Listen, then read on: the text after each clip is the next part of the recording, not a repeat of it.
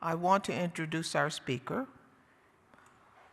Renee Horton is the lead metallics and weld engineer for NASA's Space Launch System at the Michoud Assembly Facility, working on NASA's journey to Mars. Horton has a major role in building the rocket that will take astronauts to Mars. Having worked with NASA as a student, she began her career with them in 2012 and has since been awarded 6 Group Achievement Awards. In 2011, she became the first African American to earn a PhD in materials science at the University of Alabama. She earned her bachelor's in electrical engineering with a minor in mathematics in 2002 from Louisiana State University. In 2016, she was elected president of the National Society of Black Physicists. She is the second woman to hold the office since our past president of AAAS, Dr. Shirley Ann Jackson, was the first president, who was the president of NSBP, not the first, in 1983, 33 years ago. So please join me in welcoming Dr. Renee Horton. Well, born and raised in Louisiana.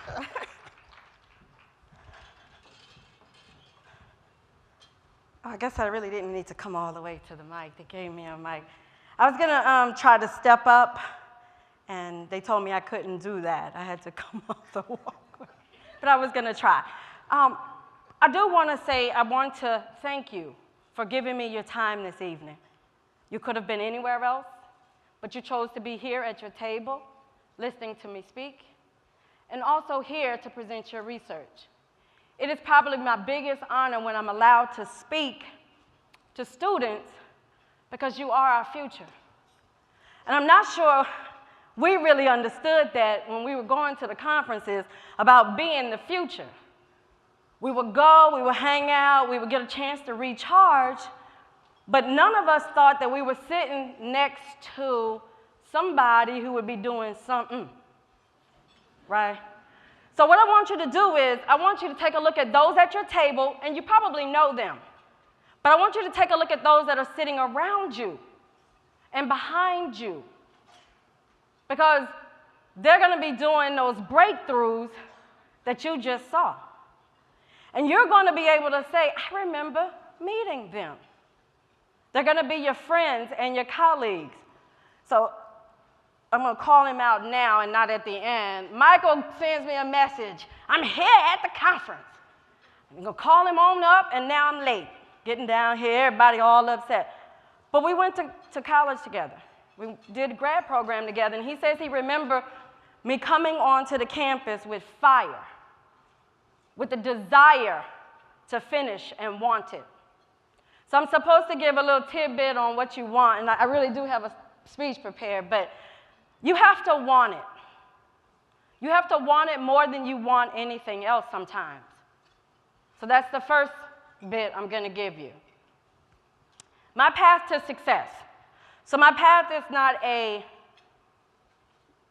normal path. I started, got pregnant, dropped out, got married, got divorced, got pregnant again. Oh, I got pregnant one time in the marriage too, so 2 pregnancies.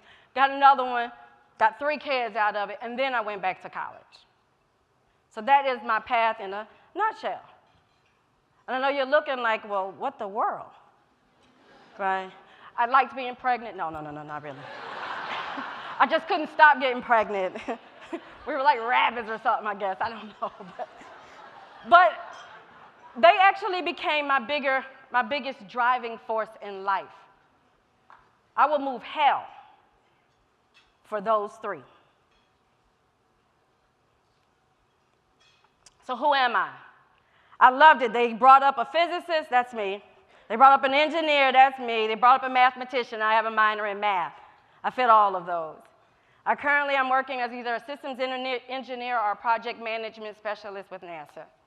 I'm currently serving as the president of the National Society of Black Physicists, and to date, That is my greatest honor to be serving during our 40th year anniversary.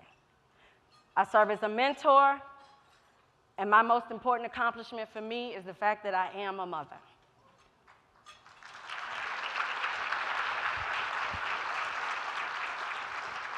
So I really believe that this BS is bullshit sometimes, but BS is in electrical engineering from Louisiana State University, born and raised in Baton Rouge with a minor in math. Give it to me one time. There we go. Go Tigers. I'll take them too. I have a PhD in material science from the University of Alabama with a concentration in physics.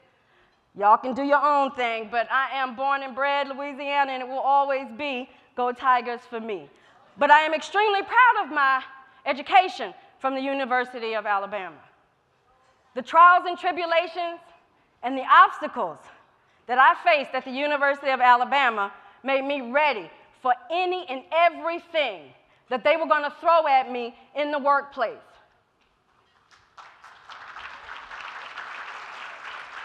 Now, I am a diehard SEC fan, and when it comes to football, I chose the university simply because it was close to home and I would be able to make it back to the football game. It was before Saban came. After he came, I knew I needed to graduate. Another motivating factor to graduate. The thing is, I've always known that I wanted to work for NASA since I was a little bitty girl. My dad, we used to go on these family vacations, and we weren't rich, but my dad took us on a family vacation every single summer. And my uncle was in the Air Force, and that's in Biloxi, and we'd have to drive from Baton Rouge to Biloxi, and we would pass the Stennis Space Center. And outside of the Stennis Space Center at the rest stop, they have a lunar lander. And I'd always have to use the restroom, no matter what, when we got there. And it was so that I could go to the lunar lander. And my dad would say, "You've got 5 minutes to pretend." Right?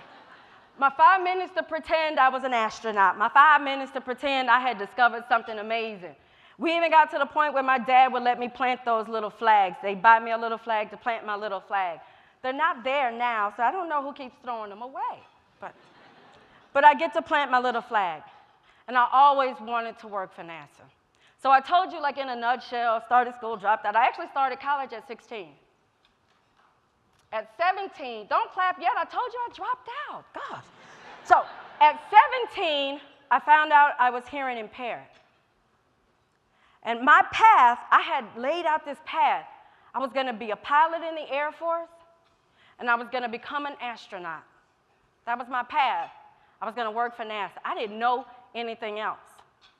When we played baby dolls, my grandmother had sewn Barbie a lab coat because she was gonna be a scientist too. That was all I knew.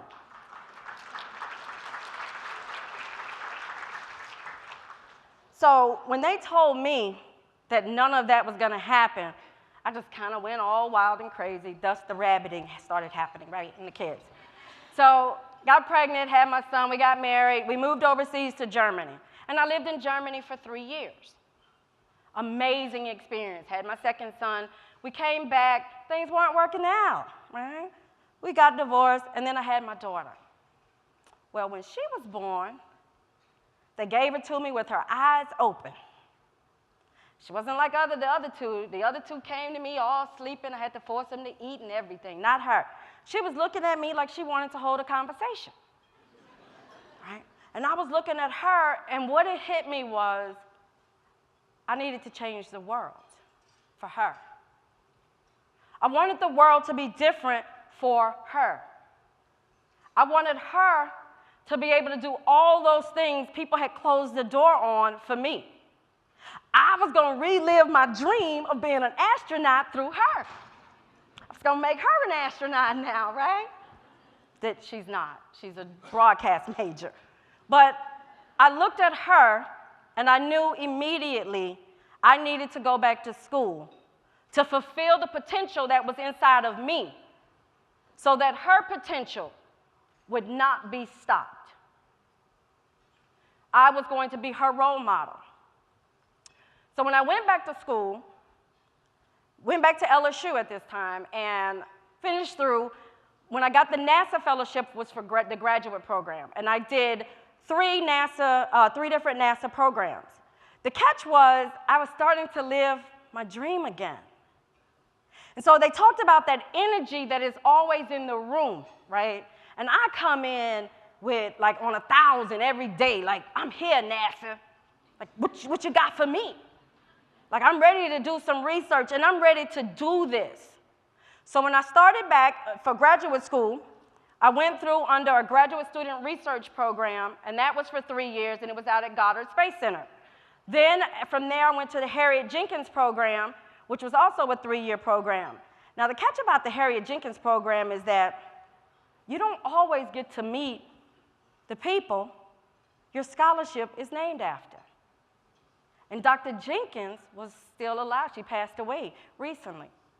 But she came to every conference that we had. The beauty of the conference was that, with that fellowship, was that we came in cohorts of 20. And then the outgoing cohort pinned the incoming cohort. So you not only had your group, you had the next group that came behind them, the next group, and then the group that you pinned. So you had about 60 scientists that you were now able to collaborate with, able to keep up with to see what they're doing. So that was the beauty of the Jenkins Fellowship, on top of the fact that we got to see Dr. Jenkins every year. My last program with NASA was the NASA Leadership Academy. Now, mind you, I'm older, and they put me in this academy with students that were 2 years older than my son. So I was real old compared to them. I was like almost old enough to be their mama, well, a young mama, right? Because I was a young mama, but almost old enough to be their mama. So I was trying to be telling people what they was going to be doing in this program. Didn't work. Those kids took me skydiving, whitewater rafting, hiking, and some other stuff. An amazing experience. I tell about and it's labeled NASA work, but I tell about the NASA experience because if I had not been open to new ideas, to new experiences, I would have never found the joy in those activities. I would have never created new colleagues who now I'm watching blossom and grow, who have reached out to say, what kind of projects can we do together? See, that's the beauty of being put into a situation that makes you uncomfortable. Lesson number 2. Do not shy away from things that make you uncomfortable. So my dissertation work is a doozy. I was doing physics at the University of Alabama, but I was going to NASA every summer. My advisor sent me an email and said, I am no longer want to be your advisor in May. He said, you need to choose between your work between NASA and what I'm doing, and I don't think you really want to do my work. I was set to graduate December of that year, and I got the email in February. So I had one of two choices. I could cry about it, which I did, or I could figure out an answer to my problem. See, it wasn't his problem that he didn't want to be my advisor anymore. It was my problem that I didn't have an advisor, and I didn't have a master's, so I had no other choice but to get a PhD.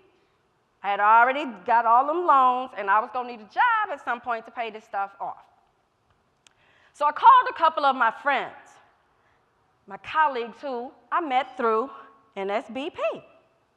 We used to go to the annual conference every year with NSBP. And in that annual conference, we would rejuvenate, refuel our souls to go back and endure what was happening. See, I could stand up here and say that some of my colleagues had it easy, just went straight through, never even had anybody say anything racist to them at all. Never had anybody put up an obstacle, never had anybody close a door. I'm just not one of those. but it did not stop me from succeeding. And I'm doing very well, and now they all on Twitter talking about, that used to be my student. And I'd be like, don't say that now. You was mean to me at the university. But I wish I had hair. That was a hair flip moment, I think. But I called one of my colleagues and I said, this just happened. She said, okay. And then she told me her horror story. And then I called somebody else and they told me their horror story. I heard like 6 of them, and I started to think professors are really crazy, batshit crazy. Like I don't want to be a professor now, because they crazy, and I don't want to go crazy, right? But I still had a problem. So what I did was I contacted those that I had worked with at NASA. And I said, hey, I need a dissertation.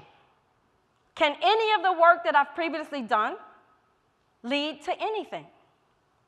Do you have a problem that needs to be solved? I'm talking about something that you want some free labor for, so you gotta swing it, right? I was free labor at that point, right? I was like, I'm free labor.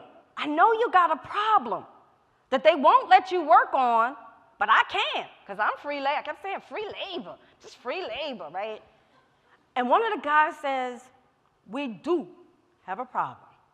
He's from another country, so I'm faking his accent, right? So he said, we do have a problem. And that became my dissertation. So I went from being an engineer, the minor in math, to a physicist who was doing depositions and thin films, to a friction stir weld engineer. Thank you. Yeah. I didn't know what I was going to be doing. Wasn't really sure how I was going to pull off my dissertation either. But what I did know was I needed a topic, I needed research, and I was about to make this happen. Didn't come easy either. So I changed my topic, became a friction stir welder, and I was working around the clock, 12 to 15 hours, because not only did I have to get my research done, I also had to go back and learn all the back stuff. I'll tell you about good old NASA though. They don't publish much. We keep everything secret. So there wasn't a whole lot in literature for me. I think maybe there was one other master's thesis for me to look at and pull from, and I was having to go to some of the other older guys and saying, I know you got some memos.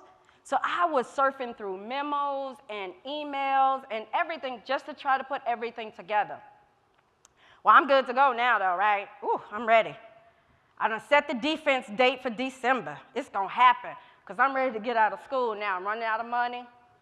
The kids want real food, right? They tired of eating ramen noodles and stuff like that.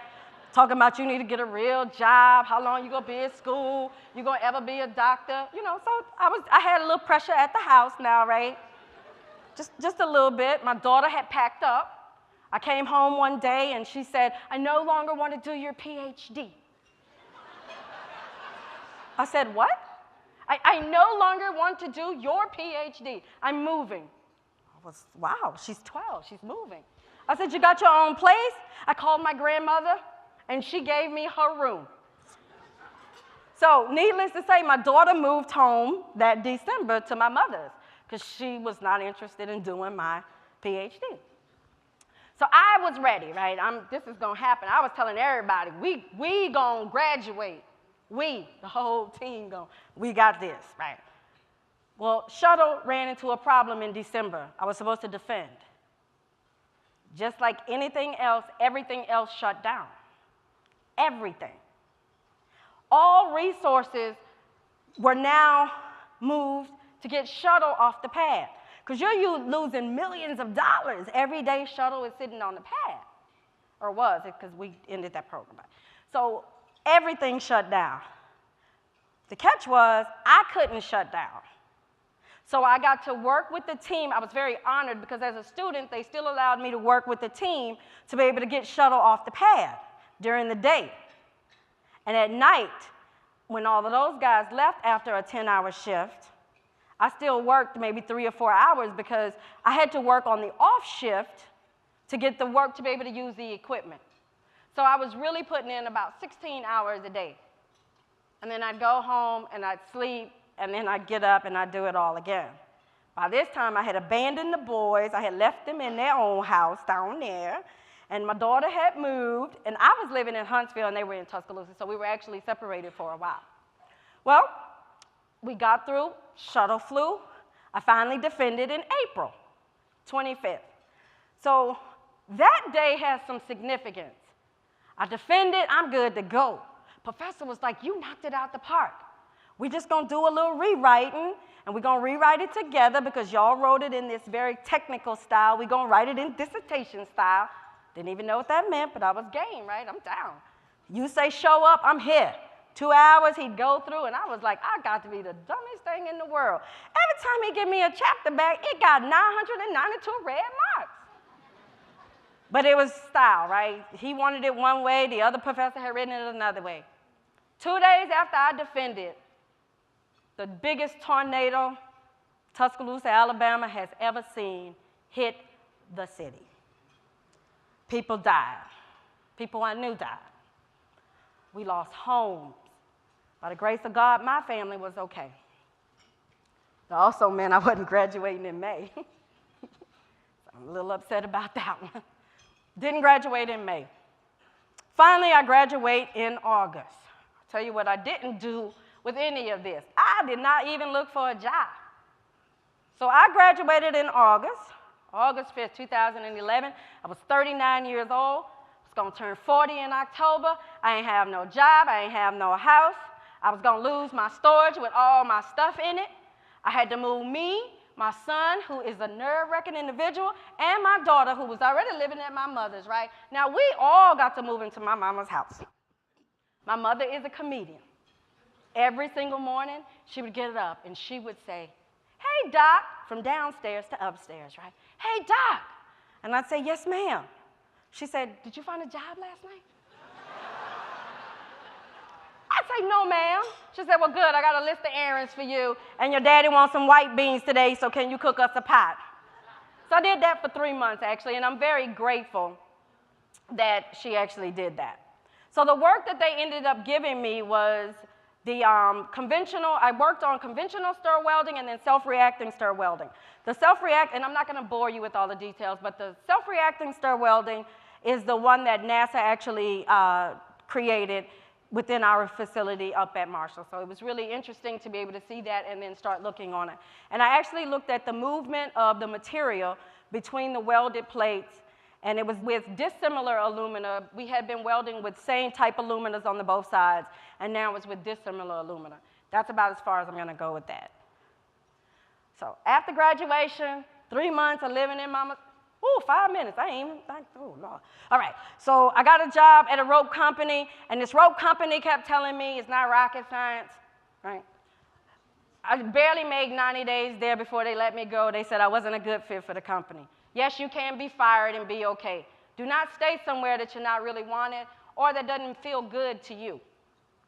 All right, so I'm a full-time employee. I gotta go through this real fast, got 5 minutes. I got to work on hardware. It was the first time I had gotten to work on hardware, and it was the first time NASA had produced hardware in more than 30 years at the facility. So within 6 months of being there, I got to work this particular program, got to put my name on it. So I wanted to go to space. They told me I couldn't go to space. My name went to space a year and a half after I got to NASA.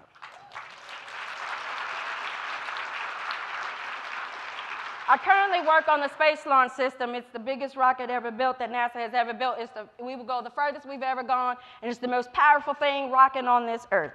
The engine's power equals 160,000 Corvette engines. Core stage, which is the centerpiece of that rocket, is actually produced at Michoud in New Orleans.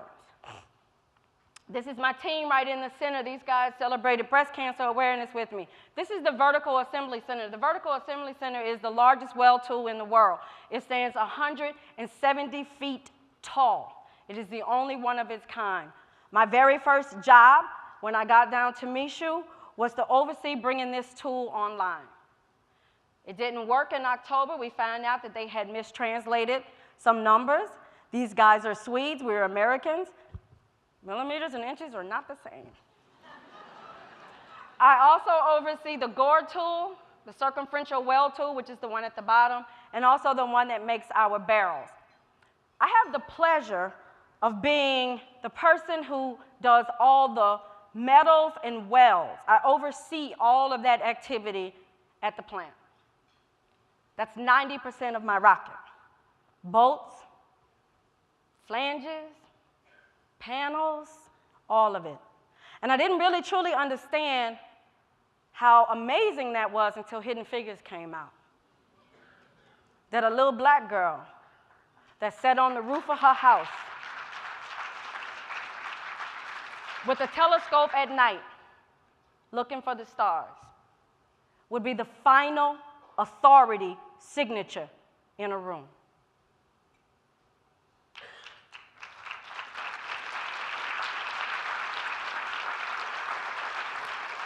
So I had some history to go through, but I only had 5 minutes, and now I probably got 2. But we're celebrating our 40th year anniversary. You please go to our website, nsbp.org. Our history is on the website. You can also become a lifetime member for $1,250. You can divide that into 10 payments, 4 payments, 9 payments, 5 payments, however you like. It's only good for this year. We're trying to get 40 of us to become lifetime members for the 40th year. History, go to the website for that, though. Dr. H, I'm supposed to tell all this good stuff. It's not going to happen. This is Dr. H. Dr. H was conceived from my brain. It's the kid inside of me who makes me happy. She makes me happy. She gets to do all the stuff that I wish I could do, right, without getting in trouble. She also believes in diversity. So those are Dr. H's real friends on this picture. These are 2 books that are coming out this year. Dr. H Explores the Universe and Dr. H and Her Friends. These are my mentees. I don't have the pleasure, like Michael. Raise your hand, Michael. Woo-hoo. Right there. That's my buddy. He teaches in the university, so he gets to mentor in the university. I don't teach in the university. So I started my own mentoring program. These are my mentees.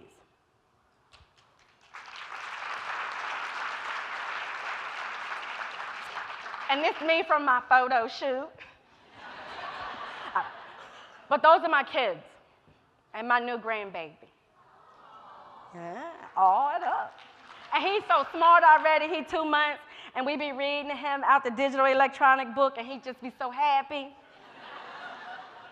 All right, so I done got to the questions. This is my information that you can contact me. I'm pretty good about answering email within 3 or 4 or 5 days. You can always call. If you tweet, if you took a picture, tag me. Open for questions. Thank you.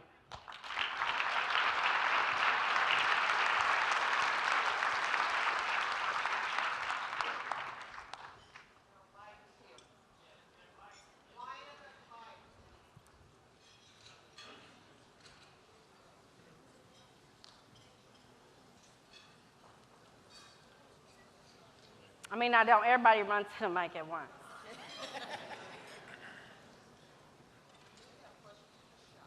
They shy? Oh my goodness.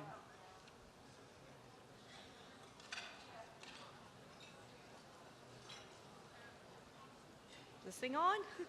Hello. Hi. Monique Farrell, PhD, Material Science and Engineering.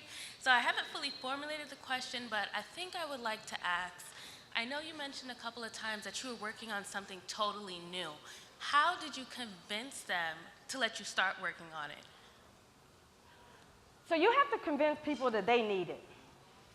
It's not really about you at that point. And so when I went to NASA, I really went with you let me know what you need. I want to work on what you need. And then, at first I got some stuff and I was like, that's not what I want to do. So I kind of went back and I was like, well, I was thinking, what if we did, and then this and that. And then it was kind of like a give and take, back and forth. And then we kind of came up with the project that was right in the middle that satisfied both of us. Okay. So, and then I guess the next part of that is, after you talk about your transferable skills and what they need, did you ever still have some type of resistance between, this is not really your background, this is not really, where we've seen you in the past, what your resume has stated? Did you just kind of like go to the top, start talking to people, getting different people on board, and then that's how you can keep going? See, you have to get you a sponsor, love. You got to get you somebody who can get you in the door, right? You got to sell that one person. One, you only really need one. but he can't be on the same level as you. He has to be somebody who can get you in the door. So you find you a sponsor, and there's a difference between a mentor and a sponsor. A sponsor is someone who's gonna sponsor you into the boardroom or sponsor you into the room when you need to get into the room. So you need to convince that person. And then you really probably need to do your research. There used to be this thing like a cloud thing, and you could punch things in and it would kind of give you other words to say that these skills, that these skills are the other skills that you have. So that's something that you got to really look at is take the skills that you do have, look at what it is you want to do, and really match those things together. So when you are selling yourself, you are really selling them based on what they wanted to begin with anyway. Thank you. You're welcome.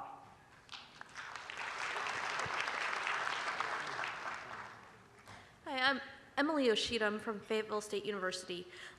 Your story is identical to my own story, except you have the strength to pursue dreams that I didn't. And that's my question for you is, as a mother, as someone who went to school and then went back to school, how did you have that strength? How are you here? That's a good question. I'm curious. My oldest son would, when I got really weak, and I got weak a lot of times, but it really was my network.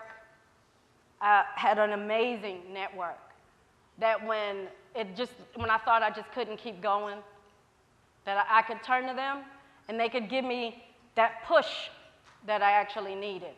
And my network was not just people like my family. It was colleagues that I met. It was mentors. It was me approaching people saying, can I just add you to my list? Because see, there are days where I get up and I can't go forward. Or you get days like that? All the time. Baby, I'm gonna give you my personal number, right? I'm gonna give you my personal number, so make your way up here, right, when you finish crying. Thank you. Don't come up here crying, though. Don't do crying, all right? And I'm gonna give you that. And when you need that, you just text me and you say, how did you do it? I just need to get through the day. And what people have a misunderstanding is, it's not about getting through the whole semester at one time. Sometimes it was really me just getting through the hour. And then I got through the hour, and then it may be, okay, I could get through to lunch. Okay, I'm gonna get past that. Are you doing self-care days? You need to, you got to schedule in, I saw you shake your head, but you got to schedule in self-care days. Even if it's 1 or 2 a semester. And a self-care day is where you really don't care about nothing but you, right? Not even them kids. They can eat ramen noodles, they are not gonna die, I tell you. Because mine is still They greasy. love ramen. I'm glad. But that, we can continue to talk. Thank you. You're welcome. Yes, ma'am. Hello, my name is Aaliyah Shank, and I go to North Carolina Central University. I have been looking at programs in material science, and I found out that I might be one of the first African American women to go through this PhD program. So, my thing, I have a chemistry background, and my main question was, what are some of the trials and tribulations that you went through, and how did you overcome them? So my trials and tribulations had less to do with the coursework, because I knew I was smart enough to do that, right? My trials and tribulation really was the fact that, see, once they put that label on you, you start carrying the weight of the whole entire African American community on your shoulders.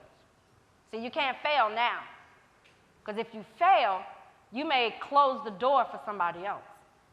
And you don't want to do that, do you? And that's the way I felt every day going to class. So I failed part of my qualifier, and the janitor told me I failed. I hadn't even gotten the email yet. I got to the school, and the janitor said, "We so sorry." And I said, "What?" They said, "You didn't pass your qualifier." Well, damn, thank you. I didn't know what else to say. I didn't know what else to say. Everybody knew it. My janitors were black, right? Everybody knew it. Everybody knew when I passed as well, though, right? And so they were always the ones, there were always people who were willing to support you and that kind of thing. The qualifiers was a difficult time for me because I had children. So in studying, I actually had to pack up and move into a hotel for 4 days right before qualifiers so that I could kind of study on my own schedule. To me, that and then my professor deciding he didn't want to be my professor anymore were my biggest obstacles for me. Thank you. Did I get everything for you? Okay. Yes, sir.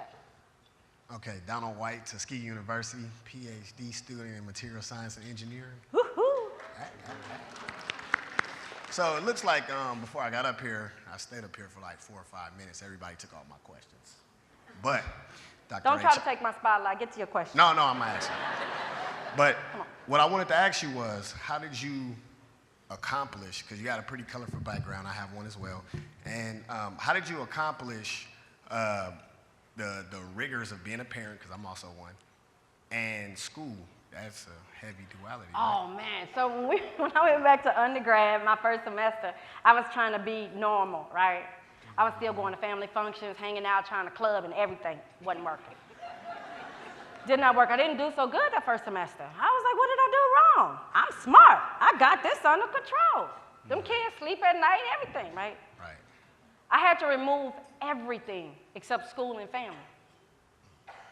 We had a calendar on the wall. If it was not put on the calendar on Saturday or Sunday for the week, we didn't do it. People couldn't call me up and say, can you come do something on Tuesday? Oh, that's not on the calendar. And we had a very, very rigid schedule during the week. Weekends was a little bit different, but during the week it was a very, very rigid schedule. And we did that through undergrad, which was 2 years straight. I went fall, summer, intersession, and spring. So I went, year round for undergrad. But it was a very, very strict schedule, and we stayed to that. It got a little bit better by the time we got to graduate school because my son started driving, and so he could get himself around. And then my brother packed up and moved to Alabama and became my nanny. So my younger brother, well, actually, it's not even really my brother. I kind of adopted him, but he actually packed and moved and became my nanny. So my daughter still calls him Nanny Joe. But he was actually there, but we still went through like a rigid schedule. And what you have to remember is because the kids are not in school and the wife or your girlfriend or whatever it may be, your significant other may not be in school, they may not really get that pressure. You have to communicate that though. You can't just be all stressed out and freaked out. You actually have to communicate. Look, I'm under this deadline. I've got this extra stress right now. I'm not going to be able to go to the ballet with you. I'm not going to be able to see the dance routine. Or if you do this, I'm willing to do this. Because she's going to need a break as well, right? So if you're willing to let me get through this, then you can have your Saturday. You're going to have to make sacrifices that are going to be bigger than you. It's only for a little bit.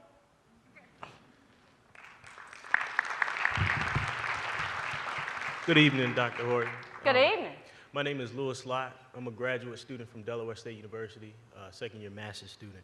And my question for you is, how did you go about reaching to receive help from other professors when you lacked an advisor yourself when it came crunch time? 'Cause Can you repeat it one more time? yes, ma'am. How did you go about reaching out to receive help from other advisors at the point when your advisor stopped giving you help at the last point of your semester? Actually, I went to the chair of the department, Yes, ma'am. told him the situation, and he said, well, we can't make people do stuff, which is true. So I said, well, would you be willing to facilitate a conversation with other advisors for me? And he gave me some names, and he sent the original email saying that this student is looking for, someone because the original, we never did say who the advisor was, right? The original advisor is no longer willing to go forward. And so I went to the chair of the physics department and the chair of the engineering department because my work could have gone in either one. Right. And asked them, and they facilitated the conversation for me. Okay. All right. Does that Thank answer you. it? Yes, ma'am. Okay. All right. Thank you. You having that problem? Yeah, actually. Yes, We're going ma'am. to talk. Catch me. We're going to talk. Okay. Thank All you. right. Jamie, that's two. They're supposed to two. I don't know who came first. There's a lady. Oh, he's pointing at the lady. All right. He's a gentleman. Okay, my name is Akia Pope, and Talking to the mic for me. I attend Harrisville State University. I wanted to ask you about two different things. How did you deal with social media when you were Girl, trying I just to... told you I was, oh, it ain't, we ain't no real social media. Oh, okay. And you were talking about Mars. I wanted to know about going to Mars and how they were, I want to know how far along are you in the process? And get me real excited. What can America all right, I'm be gonna do social expecting? media first because that's gonna be a show. Social media didn't really come along until toward the end of my time in school, so it wasn't that big one. But what I do know is one of my mentees that was on there, she's now a professor at UGA, and social media was a big thing for her. She got off of it. Like, she disappeared for like a year. We were like, what's going on? Like, you're not on Facebook no more, right? She actually got off of it. She stopped dealing with it altogether. So I don't know, in what way are you saying, like with social media or? Just, you answer my question because I feel like I have a problem, so I should delete it. Girl, if you have identified the problem, that's the first step in recovering alcoholics. I thought you might tell me that, hey, it's okay, you can just use it on the weekends. But... No. She actually got off altogether. During her time, she was writing, finishing up her research, and she was a single mom, but she got off of it altogether. Because what she said was there was a lot of people still being negative, right? And when you allow negativity into your space, it depletes your positive energy. Well, you can't get things done when you're running on empty, right? So if you know you have a problem with Facebook, you might want to limit it to 4 days, a month, not a week, a month. Like, you make it your reward, right? It becomes a milestone. I was in the lab this many hours, I got this done, I have earned social media this Saturday. And you guys laugh, but I'm an adult most days. My boss sometimes says, who came to work, the kid or the adult? Because I'm just full of energy, and I'm going to tell you about Mars in a minute, too. But I have to still set those milestones for myself. I have to earn things. I have to earn, if I haven't been productive, then I don't get to do some of those things that are cheap fun. Facebook and social media is just cheap fun. Okay. So if you got a problem, you're going to be a recovering alcoholic, we got you, girl. All right. So Mars, they wanted to know how far we are going to Mars. We were currently set to fly in 2018. I think we're going to fly in 2019. NASA still says 2018. We are currently building the rocket. We do have flight hardware that is already in the facility. The facility was recently hit by a tornado. I guess maybe about 3 weeks now. It's been about 3 weeks. It was hit with a tornado. We had no damage to any of our hardware, but we did have damage to the facility itself, which that has delayed us some. The trip to Mars is set for 2025 or 2028 is when the trip to Mars is set. The first trip that we'll take, the exploratory mission, will be the same elliptical path that the Earth actually takes, and so it will be the furthest that we've ever gone. So that's going to be our first step in heading to Mars. Yes, sir. Hi, my name is Joshua Dawson. I'm an undergraduate at University of Washington in Seattle studying cell molecular biology. And first of all, thank you for sharing your story. But my question revolves around the idea of giving back. Who inspired you to really start giving back? And then as undergraduates, as high school students, graduates, oftentimes like our schedules doing like these conferences, everything can be really busy, but what's the biggest thing we can do with our current, like in undergrad and high school to really start giving back to our communities? Because sometimes it feels like we have to wait to get on stage and inspire people through these conferences as keynotes, but what can we do in your opinion? What can you do at the conference? I just want to make sure I understood that. No, like just in our communities, like what's the biggest thing we can do to really inspire students to pursue stuff like STEM? Oh, okay, got it. All right. Yeah. So what was my inspiration to make me go back was the first question, correct?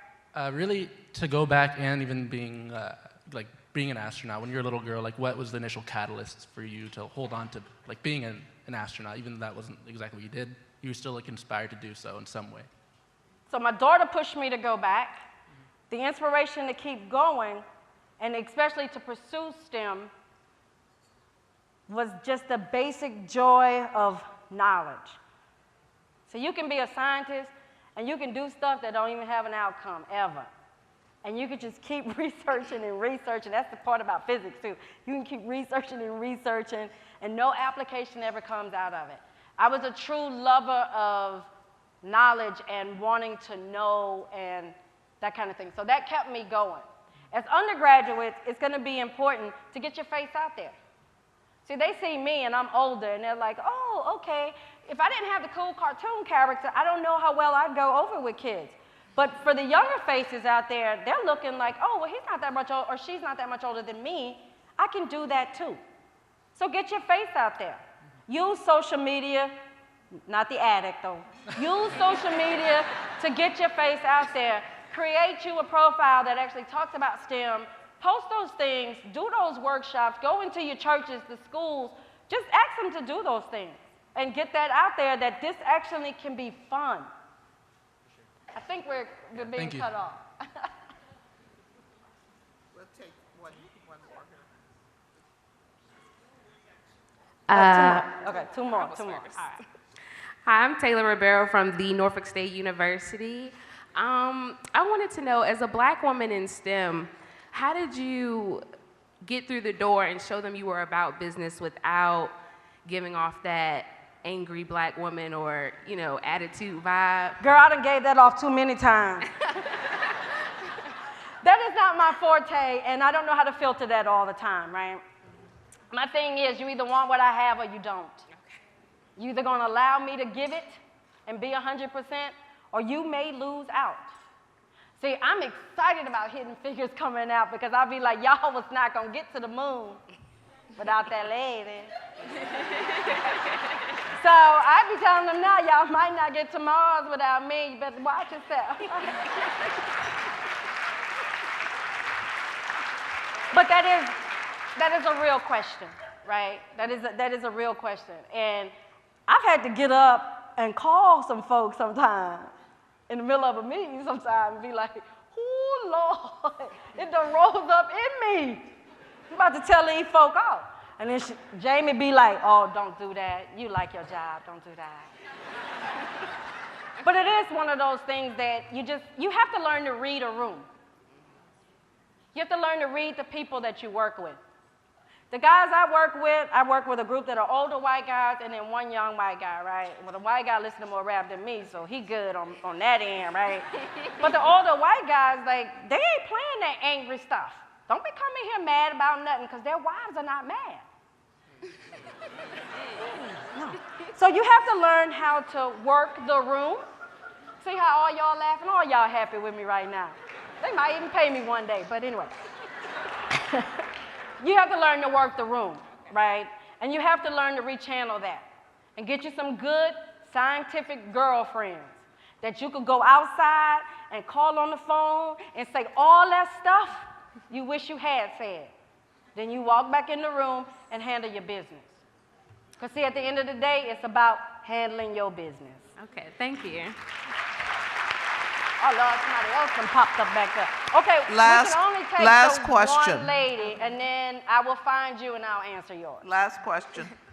Hello, my name is Kaima Maan. I go to Delaware State University. I'm a senior. I'm graduating in May, and just like you, I'm double major and a minor, so I'm engineering in physics, and I'm also engineering dealing with optics, and my minor is mathematics. So, going about everything, because I'm graduating, and I'm applying to different jobs, and I'm coming across the problem that the jobs that people offer me is not the job that I want or the job that I apply for. So I was wondering if you ever had that problem, because You go it's fool really around and be frustrating. unemployed. Baby, I took a rope job. I was making synthetic rope. Do you really think that was the job I wanted? No, it was not. But you still need to be able to work, right? Mm-hmm. And just because it's not the job that you want at the moment doesn't mean that that's where you have to stay. You can either keep looking. I mean, if your mom and them got a basement or an extra bedroom, you good. Oh, I ain't going home. You good. But if not, you might need to take a job with it and keep it in your mind that you are always looking for your exit to go to another place. There is nothing wrong with starting and leaving. Right. Okay, that is the last question. That was the last question. Thank you. My chair. Yes, ma'am.